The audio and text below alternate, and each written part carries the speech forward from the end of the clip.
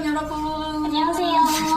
오늘은 저희가 해외 나갔을 때 그때 어떤 과정이 필요한지 또 어떤 준비물들이 필요한지 좀 알려드릴 텐데 특별한 게스트를 한분 모셨어요. 안녕하세요. 궁금한 점 있는 거 좀 같이 풀어볼 거고요. 기초적인 것부터 되게 어려운 부분까지 많이 물어보시거든요. 그것도 같이 한번 저희가 좀 해결을 해볼게요. 해외여행을 준비 중인데 네. 지금 반려동물도 같이 해외여행을 갈 수 있을까요? 어디 가고 싶으신데요?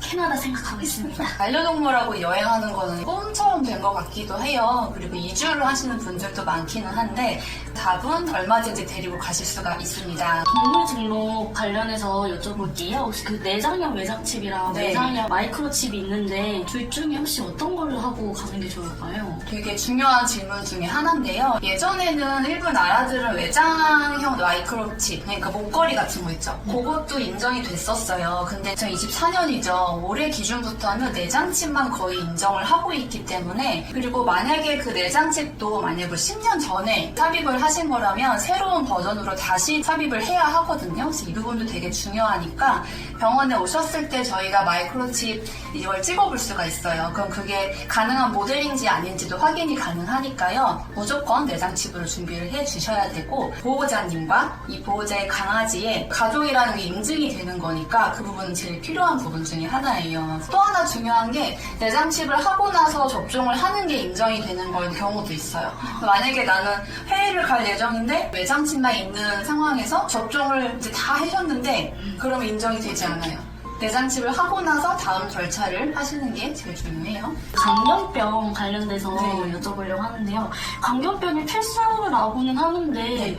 왜 중요하고 왜 필수인지 알 수 있을까요? 광견병은 일단 국가에서 관리하는 인수공통 전염병이에요. 깨끗하게 사라진 나라들은 어떻게 보면 없다고 보시면 돼요. 우리나라는 이 컨트롤이 잘 되는 나라 중에 하나로 좀 분류가 되어서 좀 많이 개선이 된 편이에요.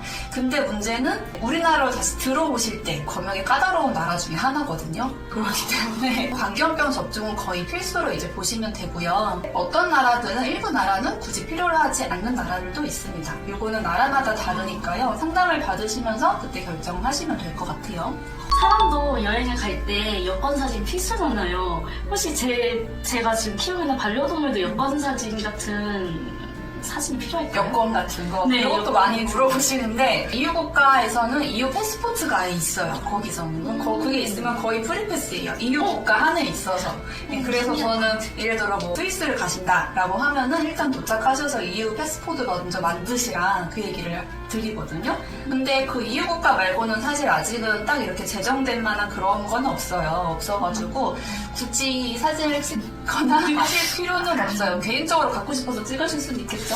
네, 찍겠습니다. 근데 미국 같은 경우에는 광견병 증명서만 있으면은 가능하다고 했는데 혹시 미국에 또 다른 변화가 있는지 여쭤보고 싶어요. 사실은 미국이 출국하기에 쉬운 나라 중에 하나였어요. 근데 이게 2024년 8월 1일부로 검역 기준이 엄청나게 강화가 되었어요. 이제 미국도 편하게 가지 못해요. 이런 반드시 광견병 접종을 맞고 항체가 검사가 좀 필요하고요. 주마다 조금 기준도 다를 수 있어서 그것도 사전에 같이 확인을 좀 해드리고 있고요. 사전 허가를 반드시 받아야 돼요. 원래 미국에 거주하시다가 한국에 여러 번 왔다 갔다 하셨던 분들도 엄청나게 지금 불편을 겪고 계시는 상황이거든요.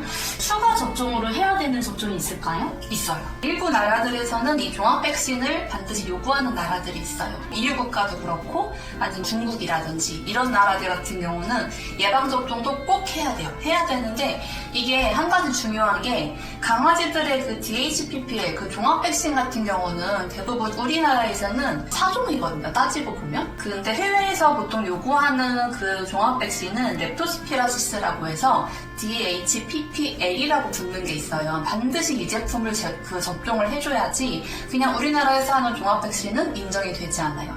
근데 이 백신도 뭐 저희도 가지고 있으니까요. 어려운 백신들이 아니에요. 고양이도 마찬가지로 종합 백신은 반드시 필요해요. 내외부 구충 있잖아요. 그거 전 세계적으로 통용될 수 있는 인정하는 제품 라인이 따로 있거든요. 그래서 예를 들어 뭐 약국에서 사서 먹였다. 인정이 안 돼요. 그러면은 공항에 웃기는 수밖에 없으니까 그런 기생충 처치를 미리 필요로 하는 나라들이라면 이제 거기에 맞는 제품들을 사용해서 그것도 다 서류에 다 기입하게 되어 있으니까 그렇게 좀 좀 진행을 하는 게 맞고요. 하고 나서 최소 며칠 이상 있다가 출국을 반드시 해야 돼요. 그래서 21일 전, 최소 한 달 전 이렇게 되어 있기 때문에 그래서 사전에 미리 준비를 하는 게 굉장히 중요한 부분이에요.